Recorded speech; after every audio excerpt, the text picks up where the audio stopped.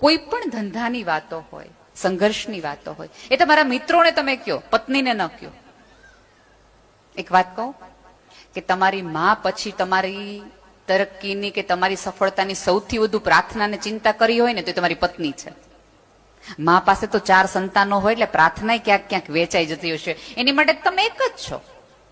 તમારી સફળતા માટે સૌથી વધુ રાજી થનાર સ્ત્રી હોય તો તમારી પત્ની છે. પણ આમાં ક્યારેક એવું બને કે તમારા કર્મચારીઓને ખબર હોય કે તમારું રોકાણ ક્યાં છે, તમે આર્થિક રીતે, પત્નીને કઈ ન ખબર હોય અને કઈક પૂછે સહી કરાવતી વખતે કે આમાં હેમે તમે મને સહી કરાવો, તો આમ કે છૂટાછેડા નથી દેતો, ચૂપચાપ સહી કરી નાખ. એને ખબર છે કે તમે નો દઈ શકો કારણ કે તમને હાલે એમ નથી, એના વગર માંડ મળ્યું નહીં. ક્યારેક પાસે બેસાડીને બધી વાત કરો કે અહીંયા આટલા, આને આટલા દેવાના, આને આટલા લેવાના. એવા કેટલાય લોકો છે કે આ પૃથ્વી પરથી જાય પછી એનું શું છે ને કોઈને ખબર ન હોય, પછી પાછળ વાળા મજા કરે. ચંદ્રકાંત બક્ષીએ એવું એકવાર કીધું હતું કે આ જગતનો સક્ષમ પુરુષ એ કહેવાય કે જે પોતાની હાજરીમાં પોતાની પત્નીને વિધવા થતા શીખવાડે કે મારા ગયા પછી તારે જીવવું હોય ને તો તું આટલી આટલી રીતે જજે, આના ઘરે જજે ને આના ઘરે ન જતી, આની પાસે મદદ માંગજે ને આની પાસે ન માંગતી. આપણી પાસે આટલું બધું છે. અહીંયા દરેક પુરુષ સફળ થાય, સત્તાધારી થાય, મોટો ને મહાન થાય તો બધા જ એવું કે ના બહુ મહેનત છે, એના બહુ સંઘર્ષો છે, ઈશ્વરની કરુણા છે, મા બાપના આશીર્વાદ છે, નસીબ છે. હા, બધું જ છે, કોઈ સવાલ વગરની વાત છે કે આ બધા થકી જ તમે ક્યાંક આગળ વધો. પણ જ્યારે કોઈ તમને આવું કહે ને ત્યારે એકાદ વાક્ય વધો કે માત્ર મારી મહેનત, મારું નસીબ, મા બાપના આશીર્વાદ નથી, મારી પત્નીની સહન શક્તિ પણ આમાં જવાબદાર છે કે જેના થકી હું અહીં સુધી પહોંચ્યો છું. કારણ કે જગત આખાનું ફ્રસ્ટ્રેશન તમે લાવો ઘરે કે તમે હાજી સર, ઓજી સર, બરાબર થઈ જશે, ચિંતા ન કરતા, ભલામણ ચિંતા ન કરતા. અને ઘરે આવીને તમે ફ્રસ્ટ્રેશન કાઢવાના છે. સાહેબ, તમે તમારી પીક અવર્સમાં, જિંદગીના સારામાં સારા દિવસોની અંદર તમારા ધંધાના અર્થે બારગામ રહ્યા, એ સ્ત્રી ઘર ઓઢીને બેઠી રહીને ત્યારે તમે આટલું ઉડી શક્યા આકાશમાં. એક શ્રદ્ધા સાથે ઘરની માર ચિંતા નથી કરવાની. અને આમાંની કોઈ પણ સ્ત્રી ક્યાંય પણ મોટી ને મહાન થઈ જાય ને તો એને ઘરે 5:30 હું રસોઈ કરવી એની પેલી ચિંતા વગાડવી જ પડે. અને પછી આપણે એને કેટલા બધા કામવાળા છે, એને ક્યાં જરૂર, પણ કામવાળાને કેવું તો ખરું ને કે આજે આ બનાવજે, આજે ઓલું બનાવજે, કે આજે આ કરજે. ખબર નહીં જગતમાં સ્ત્રીઓ સુખી થાય તો જગત આખાને આટલો બધો વાંધો શું છે? થોડીક તૈયાર થાય તો કે બહુ તૈયાર થઈને જ ફરતી હોય, થોડીક જાડી થાય તો બહુ જાડી થઈ ગઈ, શરીર ઉતારે તો બહુ દુબળી થઈ ગઈ, સાડી પહેરે તો કે ડ્રેસ કા ન પહેરો, ડ્રેસ પહેરે તો કા સાડી ન પહેરી, ડાબી બાજુ છોડે નાખે કા જમણી બાજુ નાખ્યો. આખા જગતનું જાણે કામ જ એક જ હોય કે સ્ત્રી કેવી લાગવી જોઈએ. સ્ત્રીની અંદર શું ચાલે છે એના તરફ કોઈનું ધ્યાન જ નથી જતું. પુરુષનું ન જાય સમજી શકાય, પણ એની બાજુમાં બેઠેલી સ્ત્રીનું ન જાય. તમારી જેઠાણી મજામાં નથી એ ધ્યાન જો દેરાણીને ન જાય ને તો તમારું સ્ત્રી પત્નામાં તમારે થોડીક શંકા કરવી જોઈએ. તમારી જેઠાણી રોજ સરસ તૈયાર થતી હોય અને એકાદ વખત તમે સાથે જવાના હો અને કંઈક સારું પહેરીને ન આવે તો તમારા મનમાં પહેલો વિચાર એવો છે કે ભાભીને એવું શું થયું હશે. પણ આપણે તો 4 જણને કહીએ એ વાત છે મોઢું બગાડેલા. કોક એમ કે ને કેમ આ તમારે જેઠાણી નવી સાડી, એ વાત છે સારું કઈક હોય ને ત્યારે જ મોઢું બગાડીને ફેરતા હોય ખૂણામાં. કયો ને રાધર, તમે એની પાસે જઈ એને થોડા મોટિવેટ કરો, એને પૂછો કે કઈ તકલીફ થઈ છે, એને સારી સાડી પહેરવામાં મદદ કરો. કેમ એવું કરો છો? ખોટી એવી દલીલોમાં માનતા જ નહીં કે ભાઈઓના હિસાબે તમે દુખી છો. ક્યારેક આપણે આપણી વૃત્તિના કારણે દુખી છીએ. અત્યારે એવા કઈ ભાઈઓ ખાસ નડતા નથી. હા, હું એટલું ચોક્કસ ભાઈઓને કહીશ કે જયારે મેં કીધું એમ કે તમારા સંઘર્ષની વાત થતી હોય ત્યારે થોડીક વાત છે એ પત્નીને પણ આપજો. અને આમાં કેવું છે કે દરેક વ્યક્તિ એવું ઈચ્છે ખરી કે અમારે કેવી દીકરાની વહુ જોઈએ છે કે જે મારા મમ્મી પપ્પાને, માતા પિતા માને, મારા ઘરને પોતાનું ઘર ગણે, મારા રીત રિવાજોને પોતાના રીત રિવાજો ગમે. સારી વાત છે કે સ્ત્રી આવી અને તમારા મમ્મી પપ્પાને એના મમ્મી પપ્પા ગણવા માંડે. પણ આની આ વસ્તુ ભાઈઓ પોતાના સાસુ સસરાને માતા પિતા ગણવા માંડે તો દરેક સાસુને તકલીફ થઈ જાય. આ જોતો ખરો ને, ત્યાં તો સાસુને મૂકવા આવેલો લે.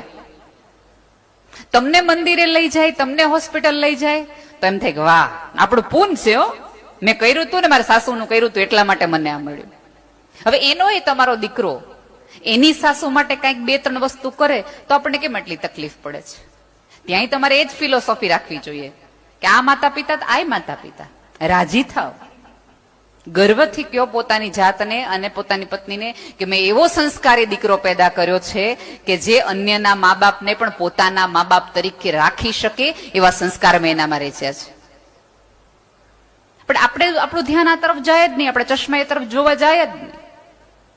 કેમ આટલા બધા પોતાનાઓથી તમે થાકેલા ને હારેલા છો? આ જગત આમ જુઓ ને તો ભણકારાનું જગત છે. બધા મજામાં લાગે, બધા રાજી લાગે, પણ કોઈને ખૂણામાં બેસાડો ને થોડીક વાર માટે ને પૂછો ને કે કઈ છે તકલીફ, તો દરેકને રડી લેવું છે. અહીંયા આ પૃથ્વી પર દરેક વ્યક્તિએ ખોળો ને ખભો ગોતે છે કે જેને કહી શકાય કે આજ મજા નથી આવતી, આજ મૂડ નથી. બધું હોવા છતાં પણ કોઈક વસ્તુ એવી છે કે જે તમને આનંદ નથી આપતો. મજા માટે જીવશો તો થાકશો, આનંદ માટે જીવશો ને તો કંઈક કશુંક પામશો. અને આમાં કેવું છે, એક વખત સોનીની દુકાન અને લુહારની દુકાન એકબીજાની સામસામેની દુકાન હતી. જેવું લોખંડની લુહારની દુકાને પહેલો ઘા પડ્યો હથોડી પરનો મોટો, એ લોખંડનો ટુકડો ચીસ પાડીને સોનીની દુકાનમાં જઈને પડ્યો.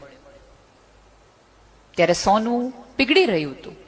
ત્યારે સોનાએ પીગળીને ઓલા લોખંડના ટુકડાને કીધું કે બસ આટલી વારમાં એક નાનો એવો ઘા પડ્યો, કેટલી તે રાડ નાખી, ત્યાંથી છટકીને આ બાજુ આવતો રહ્યો.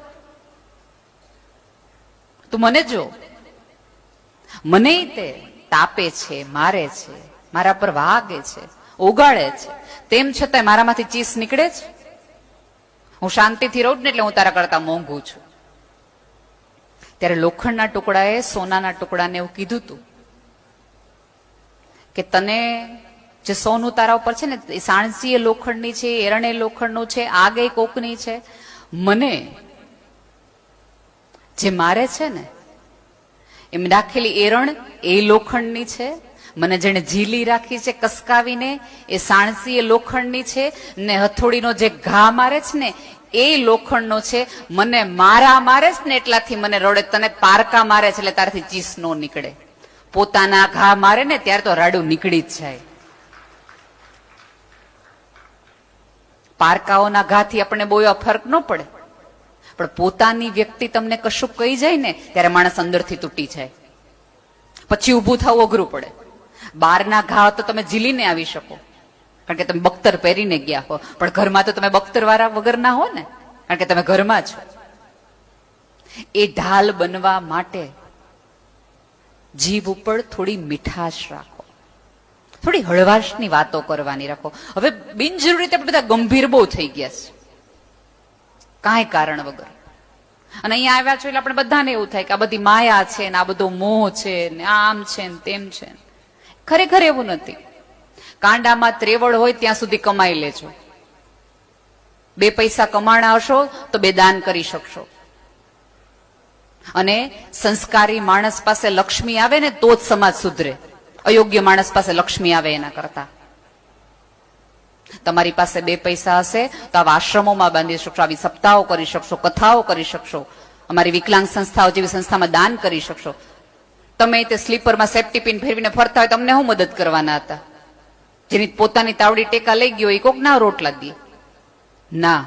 કમાવાય એટલું કમાવો, જેટલી ત્રેવડ હોય. તમારા સંતાનોને તે ખોટી સંતોષની વ્યાખ્યા ન આપો કે બેટા ચટણી રોટલી ખાઈને પડ્યું રહેવું, પણ ખૂણામાં શાંતિથી રહેવું. ના ના, હવે નો હાલે. તાવડી તેરવાના માને. ખોટી રીતે સંતોષની વ્યાખ્યા સંતાનોને ન આપો, એને સમજાવો યોગ્ય રસ્તે પોતાની મહેનતથી કઈ રીતે લક્ષ્મી કમાવાય એ રસ્તે શીખવાડો. અને આવેલી લક્ષ્મીમાંથી કઈ રીતે સવાયું કરવાના રસ્તાઓ એને શીખવાડો. દાનનું મહત્વ સમજાવો એને, વાપરવાના રસ્તાઓ, અને સૌથી વધુ મહત્વનું એને સેવિંગ શીખવાડો. અત્યારે મોટામાં મોટી પેઢીની મોટા તમે હમણાં કદાચ થોડાક વખત પહેલા વાંચ્યું છે, ટાઈમ્સ ઓફ ઇન્ડિયાનો સર્વે છે,